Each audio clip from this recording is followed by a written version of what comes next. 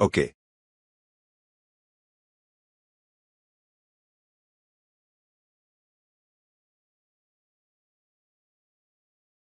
Nous sommes vraiment heureux d'accueillir aujourd'hui notre conférencier principal, Greg Landry d'ARP Strategic Future. Greg est un expert en prévoyance stratégique et membre de l'Association internationale des futuristes professionnels. Il travaille actuellement au bureau de l'apprentissage et de la transformation du Nova Scotia Community College et il est stratège, économiste et planificateur avec plus de 25 ans d'expérience dans le service public. Fonction publique. Service public. Fonction publique. Greg est passionné par la promotion d'approches innovantes qui positionnent les communautés pour un succès à long terme dans un monde complexe et en rapide évolution. Rapide. Aujourd'hui, sa présentation s'intitule Naviguer l'incertitude en planifiant pour de multiples futurs. Alors, à toi, Greg. Merci. Merci de m'avoir invité.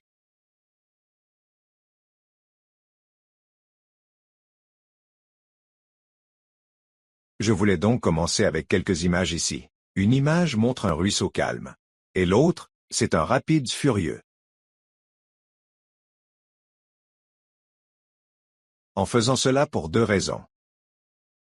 D'abord, elle a été utilisée dans l'un des exercices de prévoyance stratégique les plus célèbres.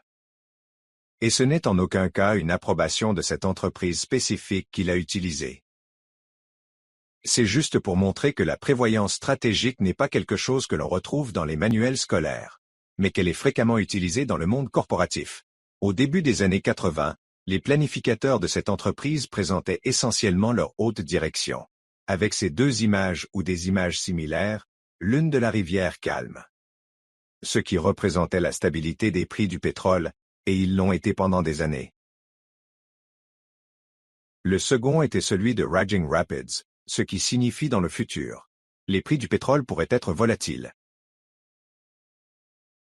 Alors maintenant,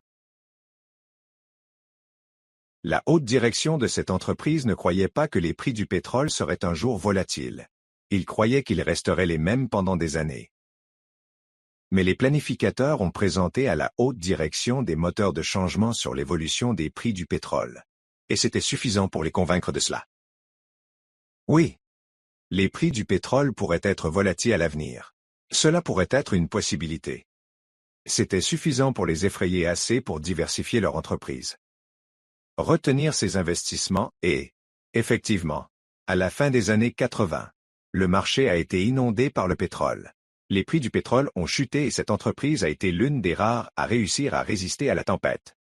Et donc cette compagnie, c'est Royal Dutch Shell. Shell a fait preuve de prévoyance stratégique dans leur processus de planification d'entreprise chaque année pendant des années, depuis.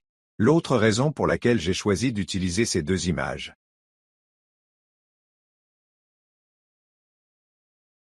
Je crois maintenant que notre monde pourrait heureusement être décrit comme vous savez. Nous sommes dans les rapides. N'est-ce pas? Il y a beaucoup d'incertitudes. Beaucoup de choses se passent autour de nous. Mais, nos processus de planification ont été conçus pour une rivière calme. Donc ce qui est une prévoyance stratégique. C'est un outil qui nous aide à naviguer dans les rapides. Et avant d'entrer, quelle stratégie vous connaissez? Les outils de la prévoyance stratégique, comment les utiliser, les solutions? Je veux parler un peu plus des rapides, de la mise en place, du genre de problème. Et la prévoyance stratégique est la solution. Alors pensez-y comme, vous savez, un film d'horreur, mais à la fin, il y a une fin heureuse. Donc, notre monde actuel. Levez la main. Qui a entendu parler du mot BOCA?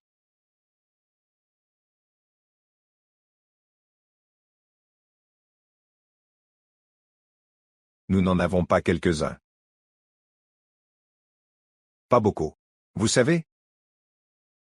VOCA signifie volatilité, incertitude, complexité et ambiguïté. Il est utilisé depuis plusieurs années pour décrire un monde d'incertitude. Mais depuis la COVID, de nouveaux mots sont apparus. Les gens croient que, vous savez, VOLC n'est pas un mot assez fort pour décrire notre situation actuelle. Donc, banni a été un mot utilisé pour décrire notre monde actuel. Fragile, anxieux, non linéaire, incompréhensible. Un exemple si vous considérez les tarifs de Donald Trump comme un exemple de fragilité. Car cela montre à quel point notre économie est fragile. Ils rendent les gens anxieux à cause des pertes potentielles d'emplois. C'est non linéaire par intermittence et c'est incompréhensible pour la plupart des économistes. Donc, vous savez, c'est un exemple de banni. Mais quand on dit monde incompréhensible, ça prend généralement une dimension plus large, une connotation plus large, en termes de vous savez.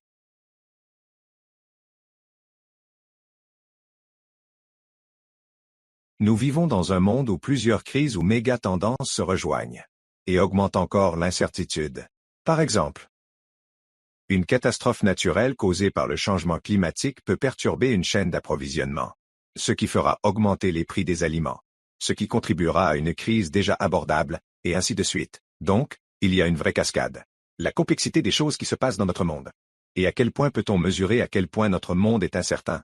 Voilà donc l'indice mondial d'incertitude. Et comme vous pouvez le voir, elle a atteint un niveau record. Il a donc été développé par le FMI et l'Université Stanford. Et il mesure essentiellement à quel point le mot incertitude est utilisé dans les grandes publications. Vous savez, rapports économiques et autres. Et comme vous pouvez le voir, ça grimpe toujours quand il y a des événements imprévisibles comme la crise financière liée à la Covid. Encore une fois, en ce moment. Encore une fois à quel point notre monde actuel est incertain. Et quand je dis des jokers.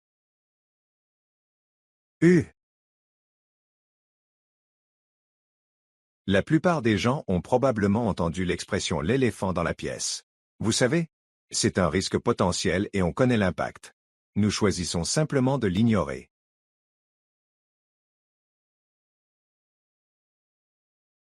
Mais il y a tout un safari de différents types de risques, et laissez-moi simplement aller jusqu'au bout avec eux pour vous. Et le but, c'est juste de montrer ça. Encore une fois, j'essaie juste de dresser un portrait de l'incertitude actuelle de notre monde de travail. Quand il y a une vraie surprise.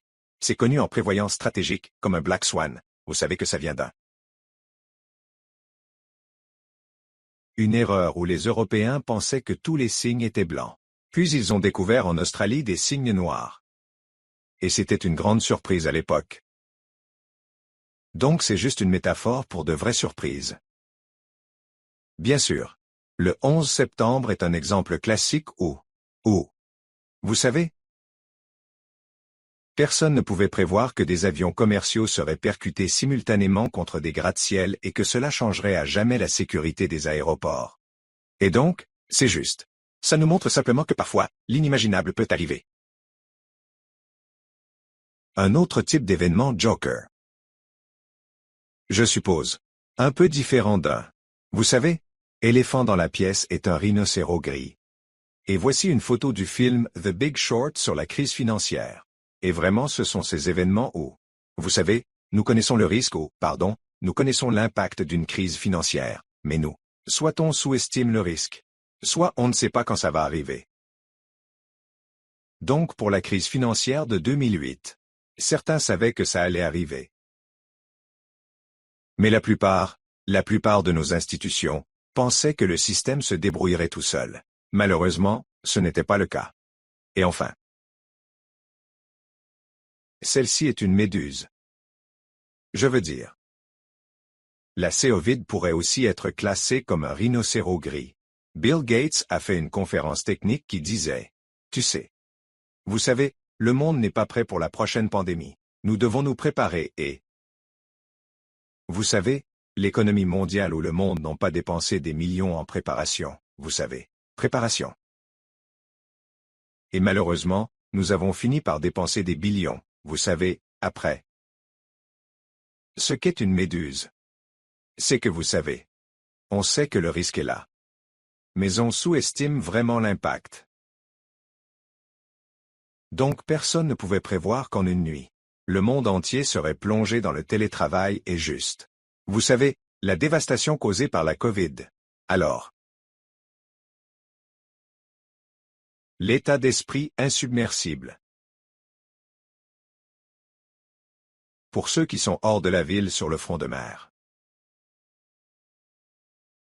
que nous avons. Et pour ceux qui s'intéressent à l'histoire, le musée de l'Atlantique possède l'un des plus grands artefacts du Titanic. Tu le sais. Tu sais. Les choses se sont rétablies du Titanic dans le monde. Mais dès que tu entres dans l'exposition, tu verras de grandes lettres. Tu sais sur le mur qu'il est écrit. Tu sais. Je ne peux pas prévoir quoi que ce soit de dévastateur arrivé à ça. Vaisseau. La construction navale moderne a dépassé cela. Et vraiment, cette citation résume un peu bien. C'est un peu le biais humain qui sous-estime les événements à faible probabilité mais à haut risque. L'autre chose à propos de tout ça, c'est que tu sais. Je n'allais pas en parler. Mais je pense que c'est plus que pertinent pour cette discussion et ça me fait un peu peur quand j'y pense. Mais j'ai essayé de faire générer par l'IA une image du Titanic se dirigeant vers un iceberg. Et, peu importe à quel point j'ai essayé.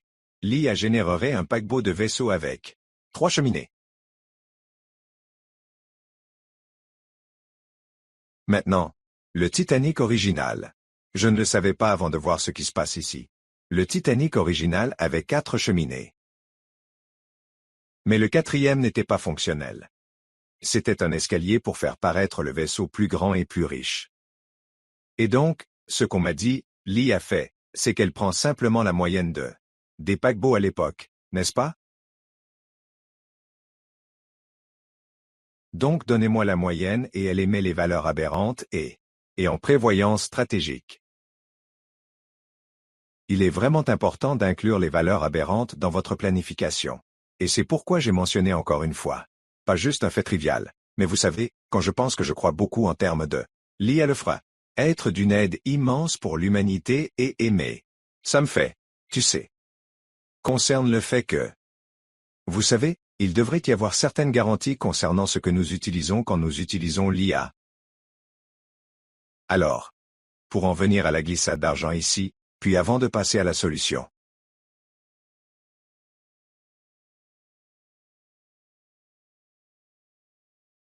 En 2014.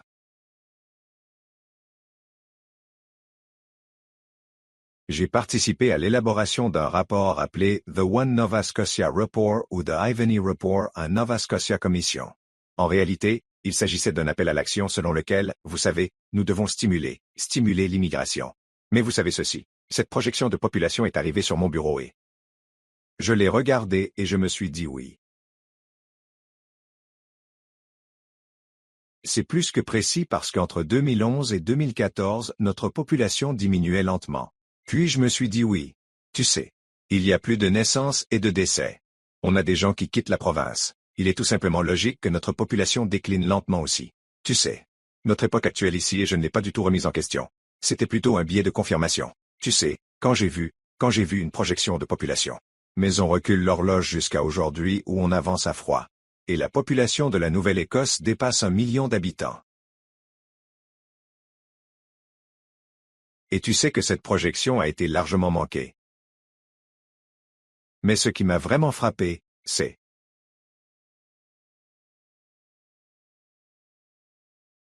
quand cela a commencé à augmenter ici en Nouvelle-Écosse. Comme avec le gouvernement provincial. J'ai été placé dans une équipe pour essayer d'augmenter le soutien à une population croissante. Logement et, vous savez, aux soins de santé. Et je parlais aux gens. Les gens ont rejeté cette augmentation. C'est essentiellement un cas à part. Tu sais, c'était une petite anomalie de boss. Ils étaient convaincus que la population allait redescendre. Un peu comme quand tu vas à la banque et, si tu investis dans le RSPS. Vous savez, le banquier dit, ne t'inquiète pas. Tu sais que ça va toujours faire un rapport. Les gens étaient convaincus que la population ne croîtrait pas jusqu'à 1 million auquel ils ne croyaient pas. Et les exceptions. Et juste pour vous donner une idée de l'ampleur de cette exception. Combien de personnes ici viennent de la Nouvelle-Écosse?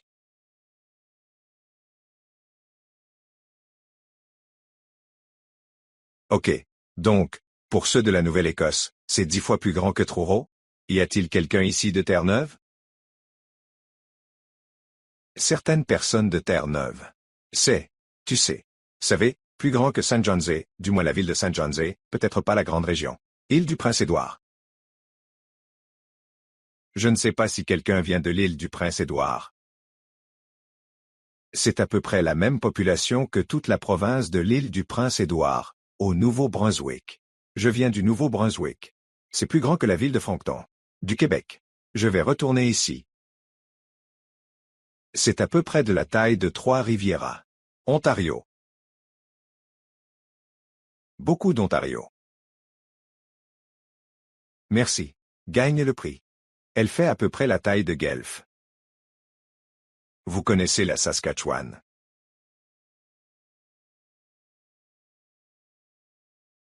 Oui. J'ai la Saskatchewan. Vous n'avez pas de ville de taille moyenne, mais c'est environ la moitié de la taille de Saskatoon. Manitoba. Du Manitoba, oui, donc c'est beaucoup plus gros que Brandon. Alberta.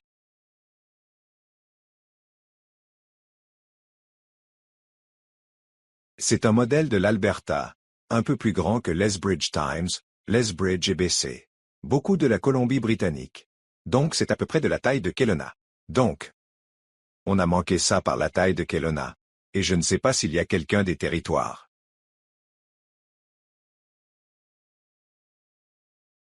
Ah, il y en a. Oui, c'est vrai. C'est plus grand que tous les territoires, mais c'est le plus grand en termes de population.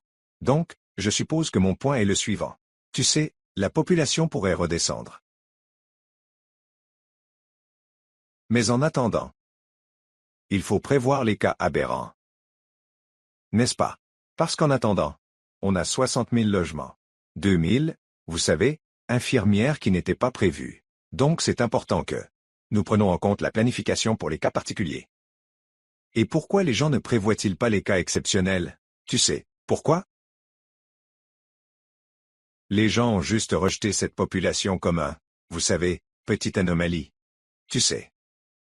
Encore une fois, je ne pointe pas du doigt. C'est, vous savez, une partie de la nature humaine. Je veux dire, la première, c'est que les gens ne veulent pas qu'on se moque de moi. Je suis en 2014. Non. Je disais non.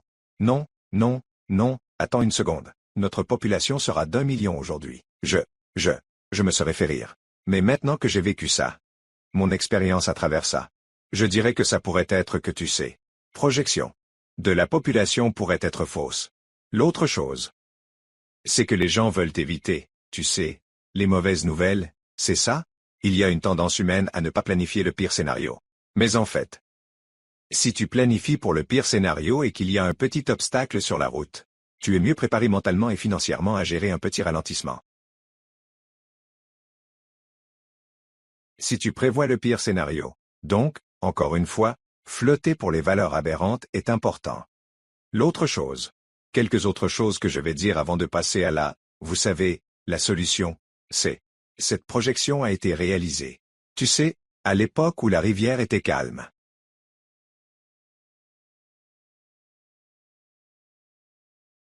En ce moment où nous sommes dans les rapides. Il est pratiquement impossible de faire une projection 6 mois à l'avance. De 6 mois à l'avance. J'ai des amis économistes qui, vous savez, ont du mal à se demander comment faire une projection quand on ne sait pas. Et s'il va y avoir un tarif ou pas, la semaine prochaine, n'est-ce pas? Donc, c'est vraiment une période difficile à planifier. Un futur à un ou une, vous savez, projection en ligne droite. Et enfin, je dirais que c'est. Vous savez, c'est mon expérience personnelle et cette diapositive est vraiment ce qui m'a le plus touché. Je suis plus intéressé et un peu dans le domaine de la prévoyance. Je fais de la planification depuis longtemps. J'ai aidé à rédiger 6 des stratégies économiques des provinces. J'ai écrit une vingtaine de plans économiques régionaux. J'ai préparé plusieurs plans municipaux d'aménagement du territoire. J'ai rédigé d'innombrables plans d'affaires et, au fil des ans, j'ai utilisé des outils de prévoyance stratégique dans ce processus de planification. Mais ce n'était pas au cœur. N'est-ce pas? C'était essentiellement une belle chose à faire. Ça a ajouté au processus. et je pensais que c'était une bonne pratique. Mais après avoir vécu cette expérience, maintenant, je pense que la prévoyance n'est pas une pratique essentielle. Je pense qu'on a besoin de nouveaux outils pour planifier dans notre environnement actuel et, avec ça, je vais aborder l'aspect le plus positif de la présentation. C'est-à-dire que vous savez quelle est la solution. Vous vous demandez peut-être, si nous ne savons pas ce que l'avenir nous réserve ou si nous ne pouvons pas faire une projection en ligne droite, comment planifions-nous? Et la réponse, une des réponses en tout cas, c'est de ne pas planifier pour un seul avenir, mais pour plusieurs futurs. Et un vrai exemple pratique. Et simplement, ce n'est pas de la prévoyance stratégique,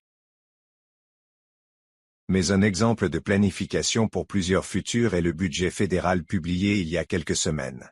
Ce qu'ils ont fait, c'est qu'ils ont publié leurs prévisions de référence de ce qu'ils pensent que l'économie sera l'an prochain. Et encore, les gens de Finance Canada ne savent probablement pas vraiment ce qui va arriver à cause des tarifs.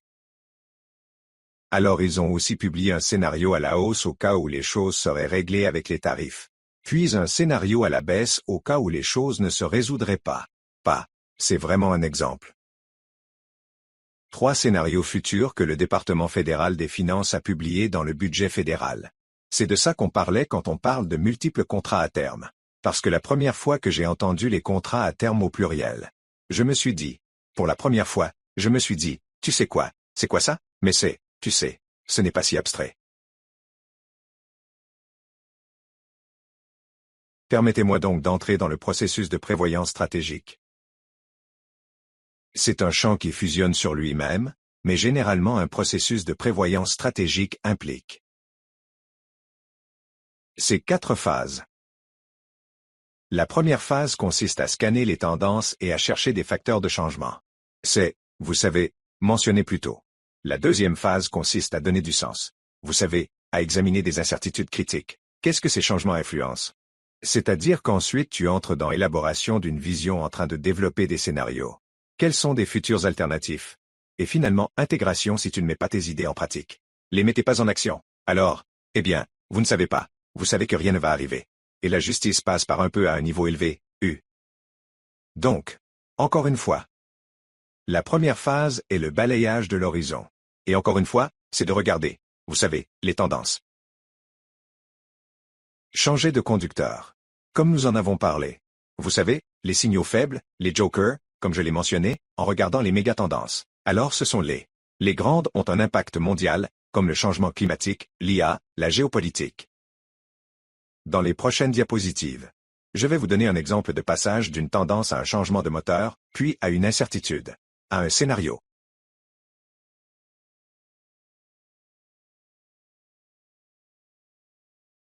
Alors j'ai extrait ces données d'un rapport de la Bibliothèque du Parlement.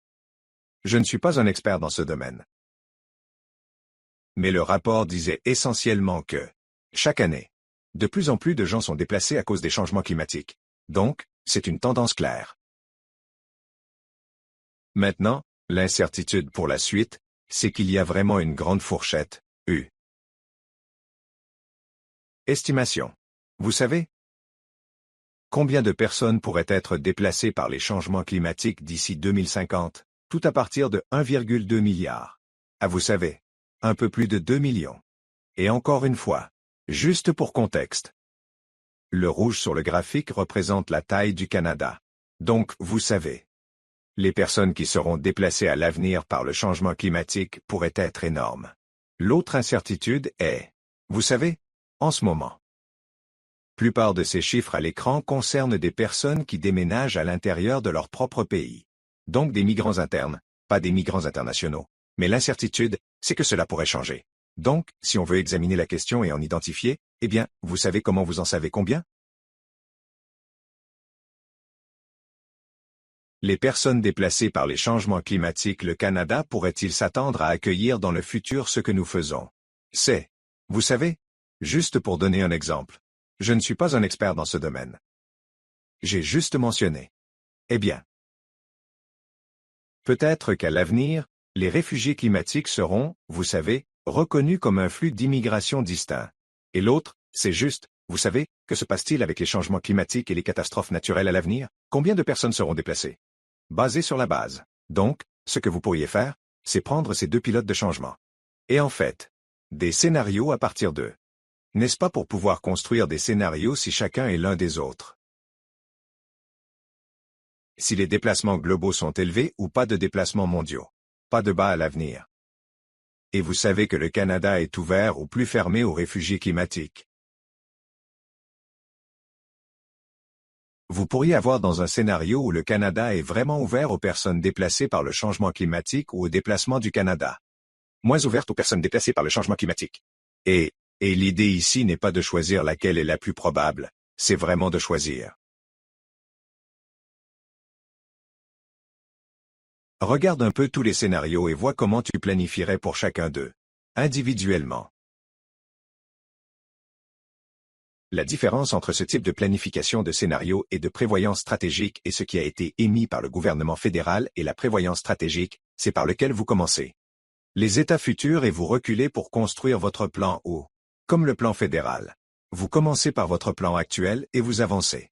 L'autre chose que vous pourriez faire dans un scénario comme celui-ci serait de tester votre plan existant. Vous connaissez votre plan actuel. Alors vous le faites passer à l'épreuve. Comment réagirait-il à chacun des scénarios? Et cela rend encore une fois votre plan, votre organisation, vous savez, plus agile. Maintenant, dans la prévoyance stratégique, nous utilisons encore des termes tels que futur possible, des futurs plausibles, des futurs privilégiés, des futurs prévisionnels probables, et vous savez exactement ce que cela signifie quand on parle. Plausible signifie que ceci. Vous savez, le futur pourrait arriver. C'est ce que nous voulons qu'il arrive. Et une prévision à l'avenir est un. Encore une fois, nous faisons une projection en ligne droite et nous la faisons avancer. Et vous savez, j'espère. Vous savez, nous n'utilisons pas les futurs prévus pour la prévoyance stratégique et, je l'espère. La raison pour laquelle j'ai vu quelques diapositives plus tôt, c'est que c'est une partie du terme que nous utilisons et je dirais enfin. Plus de diapositives. Est-ce que l'intégration est tellement importante, n'est-ce pas? C'est les exercices de prévoyance stratégique auxquels j'ai participé au fil des ans jusqu'à récemment. Je l'ai utilisé pour Halifax Est. Vous savez, un plan de transport. Vous savez, essaie de régler le problème des gens qui viennent de Dartmouth. On utilise la force stratégique, comme certains scénarios. Mais dans le passé, c'était encore une fois, on fait les scénarios, mais on ne les intégrait pas vraiment dans le travail. Et c'est tellement important de prendre les scénarios et de les intégrer dans, vous savez, vos plans et vos organisations. De cette façon, tu développes un muscle pour être plus, agile pour les besoins futurs. On peut anticiper les défis et les occasions de bâtir la résilience. On peut améliorer la collaboration et l'innovation en service grâce à la prévoyance stratégique. La prévoyance stratégique est définitivement un processus participatif. Ça implique plus de partenaires parce que, plus vous avez de perspectives, mieux c'est. Pour éviter d'oublier des exceptions, peu importe. Et enfin, je veux vous laisser avec quelques principes de prévoyance stratégique. La première, c'est, pas juste un, n'est-ce pas? C'est, vous savez, que c'est tout l'idée derrière la prévoyance stratégique. Deuxièmement, remets encore en question les hypothèses. Comme je l'ai mentionné, il faut vraiment du courage pour ça. On pointe un peu les exceptions et on se dit que tu sais quoi.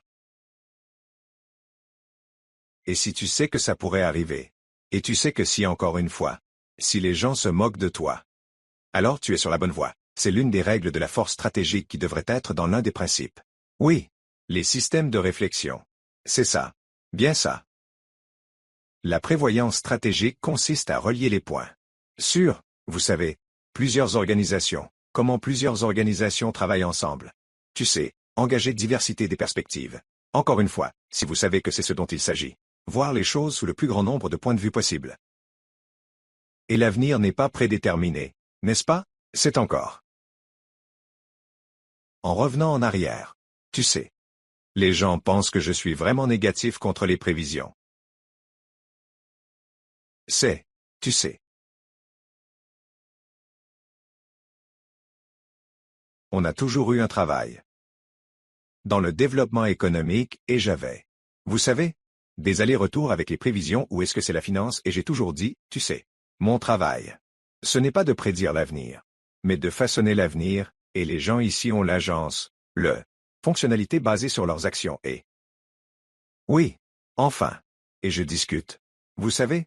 Un avenir meilleur commence par de meilleures décisions aujourd'hui. Alors merci.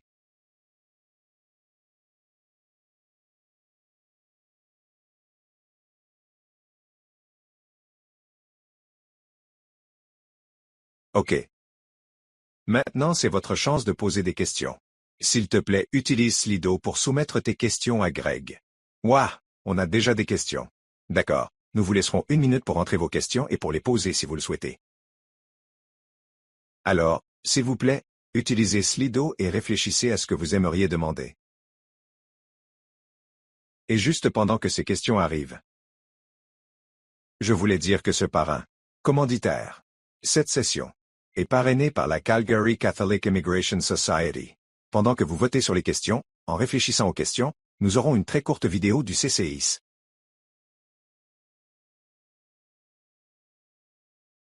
Depuis 1981, la Société catholique de l'immigration de Calgary et la CCIS a été un phare d'espoir pour les réfugiés et les immigrants de notre communauté. Nous nous tenons en tant que leaders communautaires. Offrir des services complets grâce à une équipe diversifiée de professionnels dévoués. On dessert les nouveaux arrivants dans 26 emplacements à travers Calgary et le sud de l'Alberta. Nous sommes profondément enracinés au cœur de nos communautés, assurant un soutien accessible à tous. Notre équipe. Une mosaïque de cultures composée de plus de 500 employés et plus de 2000 bénévoles. Parle collectivement plus de 70 langues, assurant que chaque client se sent écouté, compris et valorisé. Faire du CCIS un phare d'impact, de diversité et d'inclusion. Grâce à nos initiatives rurales du sud de l'Alberta, nous répondons non seulement aux besoins d'installation et d'intégration des nouveaux arrivants, dans les petits et moyens centres, taille. Mais nous travaillons aussi avec les communautés rurales pour lancer des programmes qui aident à attraper, retenir et intégrer les nouveaux arrivants dans ces communautés. Notre prestation de services ruraux repose sur le principe que la communauté est notre client, ce qui nous permet de lever les obstacles et de favoriser des communautés accueillantes et inclusives pour ceux que nous servons. En partenariat, nous donnons aux immigrants et aux réfugiés les moyens de s'installer et de s'intégrer avec succès dans nos communautés. CC, bâtir une société inclusive et prospère. Un nouveau venu à la fois.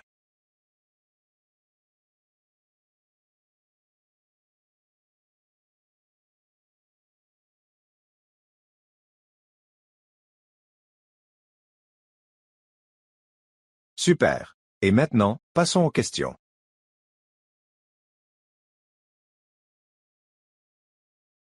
Alors, la première question. Greg, qu'est-ce que tu proposerais comme petite méthode pratique? Que des organisations du secteur de la colonisation occupée et surchargée peuvent intégrer une planification anticipée dans leur façon de travailler. Juste une question facile. Genre, tu sais quoi? Alors pendant 1 an, mon travail a été de le faire. Essentiellement, renforcer les capacités, la prévoyance stratégique au sein du gouvernement provincial et, tu sais qu'il y en avait un. J'avais beaucoup. J'avais 60 personnes impliquées de différents départements qui étaient encore une fois très occupées et surchargées. Mais tu sais, elles prenaient le temps de se rassembler. Réunir, même une demi-journée par mois pour apprendre la prévoyance stratégique, etc. Encore une fois, pas moi. Je pense que tu sais qu'il y a peut-être un moyen de le faire.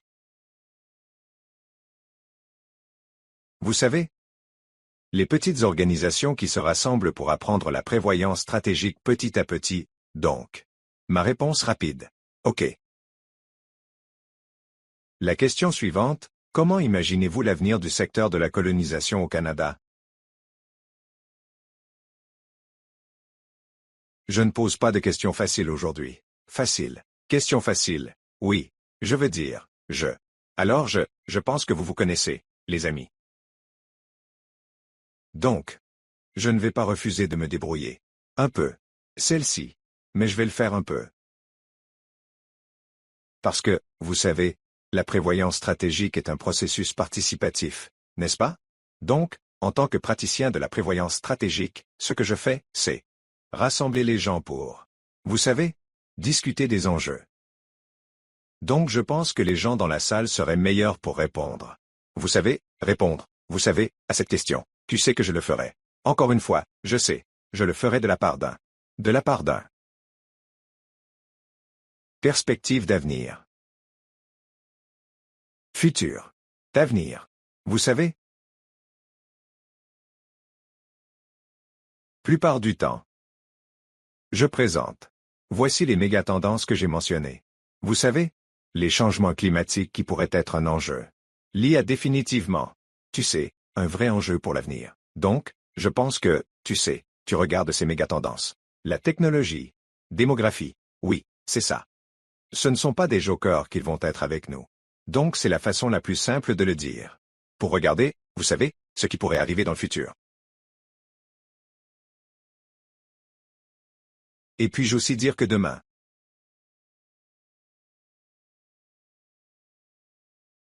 nous ferons l'exercice de clairvoyance après le dîner et que tout le monde aura la chance de contribuer lors des discussions à table. De discussion. Et vous allez vraiment parler de ce que vous pensez de l'avenir de l'immigration, des futurs possibles? Je devrais dire que le pluriel de l'immigration ressemblera. C'est donc ce sur quoi nous allons travailler demain spécifiquement.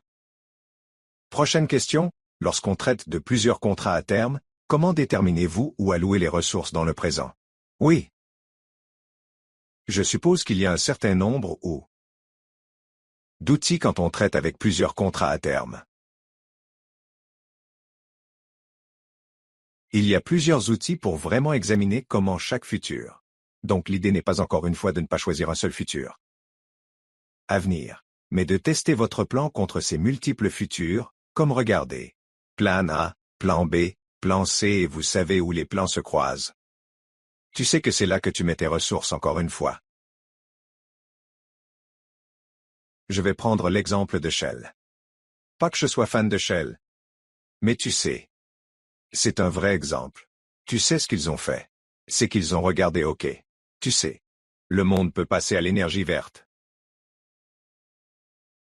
Mais on a encore beaucoup d'affaires. Tu sais. Dans les puits de pétrole traditionnels.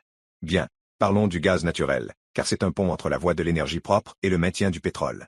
Alors, donc, souvent, votre stratégie porte sur le sujet de « tu sais que ce que tu sais ». Où il y a un pont. Je dirais aussi, vous savez, la prévoyance stratégique dépend beaucoup de cela.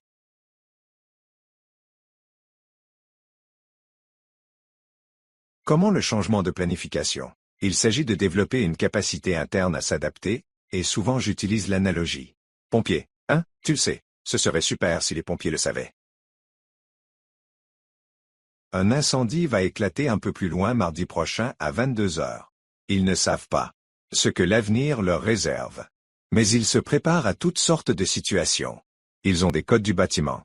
Ils font des exercices d'incendie. Et c'est la même idée. Et la prévoyance stratégique, c'est de développer la capacité de se préparer à plusieurs avenirs. Ok. Je pense que ça va être une question plus facile. Je vais juste passer la première un instant et passer à la deuxième. Qui est? Pouvez-vous suggérer des ressources pour la prospection stratégique qui pourraient soutenir les agences dans ce parcours? Mettre en œuvre cette pratique ensemble. Oui, il y en a. Je veux dire. Au Canada. Policy Horizons a des ressources sur leur site web. Ça dépend de la formalité. Il y a beaucoup d'organisations qui offrent gratuitement du matériel de prospection stratégique sur leur site web. Et je fournis probablement une liste où. Vous savez, parle-moi sur LinkedIn. Je peux te donner une liste de ressources gratuites en termes de formation formelle. Je veux dire, tu pourrais faire une maîtrise complète en prévoyance stratégique. Au collège.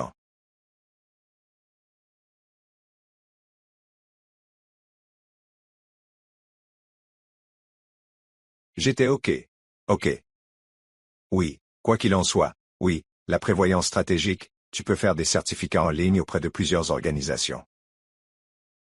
De plus, plusieurs universités offrant, vous savez, des certificats et des diplômes en prévoyance stratégique si vous voulez aller plus formellement. Ainsi, nous pourrons faire circuler après la conférence ou même pendant la conférence des ressources que les gens pourraient utiliser pour l'avenir et je pense que Policy Horizon a vraiment un excellent ensemble sur leur site web. OK. Donc, c'est une réflexion IA. Question difficile. Que pensez-vous du dernier rapport montrant que de nombreux immigrants qualifiés quittent le Canada à un taux élevé? Oui.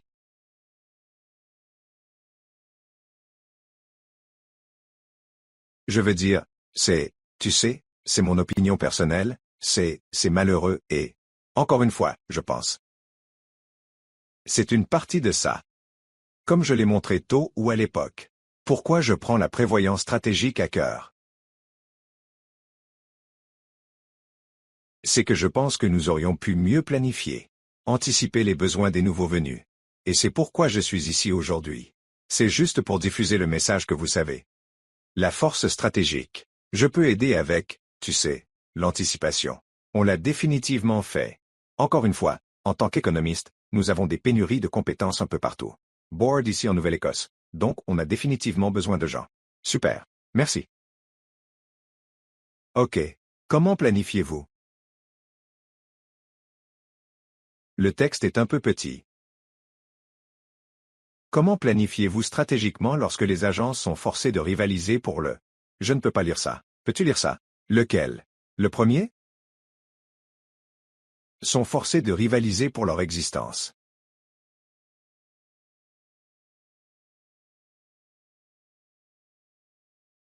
Pour mettre en œuvre des stratégies similaires. D'accord. Comment planifiez-vous stratégiquement lorsque les agences sont forcées de rivaliser pour leur existence afin de mettre en œuvre des stratégies similaires afin d'améliorer leur programme? Merci d'avoir élargi ça. Oui, encore une fois, ce sont juste des questions faciles. Faciles. Mais je veux dire, tu sais, ça l'est. Tu trouves. Prévoyance stratégique utilisée. Encore une fois. Pour revenir à l'exemple. C'est que tu sais. Peut être utilisé dans beaucoup de situations où les agences sont en difficulté. Donc vous savez ce que cela peut faire. C'est un peu l'idée de prévoyance stratégique au lieu de plante. Au lieu de dire, OK, voici ce que vos revenus vont faire à l'avenir. C'est pour regarder, tu sais, et s'il y avait une grande, tu sais, grande ville. Un déclin, donc ça étire ta réflexion, disons.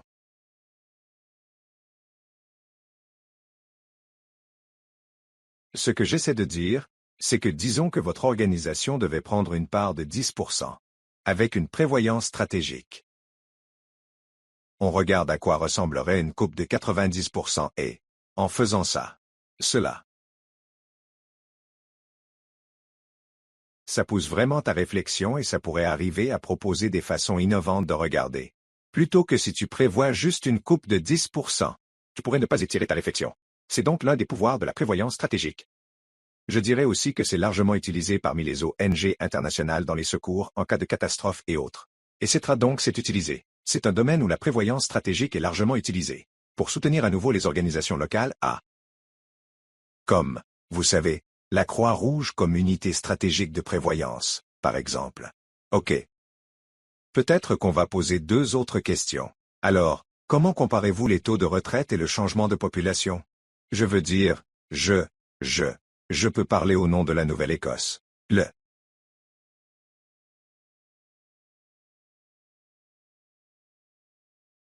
Ça va être un problème pour les prochaines années. Je regarde ça plus simplement. Je regarde. Combien de personnes ont plus de 55 ans et reprochent la retraite? Et je veux dire, vous pourriez aussi regarder les taux de retraite de Statistique Canada. Mais vous savez, les chiffres sont effrayants ici en Nouvelle-Écosse. Dans beaucoup de secteurs, nous avons plus de 30% de la main-d'œuvre de plus de 55 ans. Donc, des taux de retraite élevés. Ou encore, on en a eu. Nous avons connu une grande croissance démographique ici en Nouvelle-Écosse. Mais vous savez maintenant, si les plafonds, les choses pourraient se stabiliser. Oui, je ne sais pas. Je ne sais pas comment ça va dire de répondre à cette question. Ok. Si le gouvernement utilise la prévision et que le secteur passe à la prévoyance.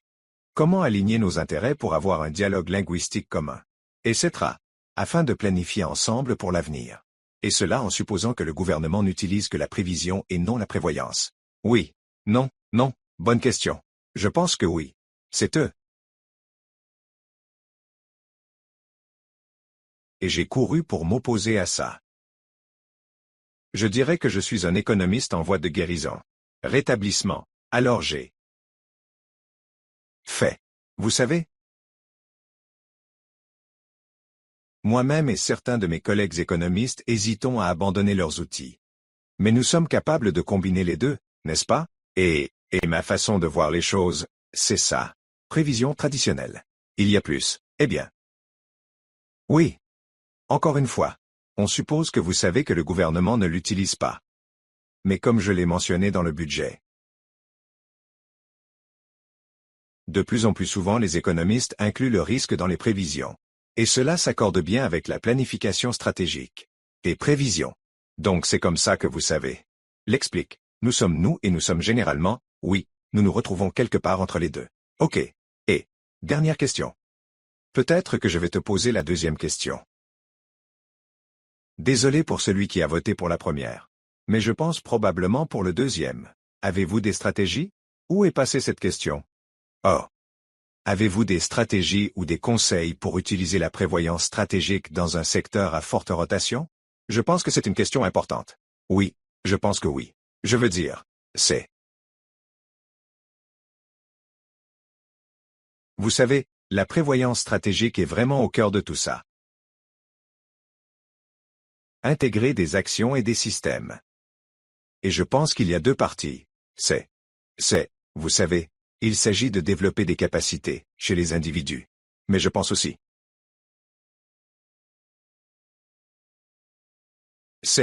Vous savez, tout comme la prévision peut être intégrée dans les systèmes. La prospection stratégique peut être intégrée dans les systèmes. Donc je pense que vous savez. Intégrer le processus dans votre organisation, c'est la façon de procéder. Super. Eh bien, merci beaucoup de nous avoir menés au départ et cela donne un excellent ton à la conférence. Et je crois qu'on va maintenant faire une pause déjeuner alors.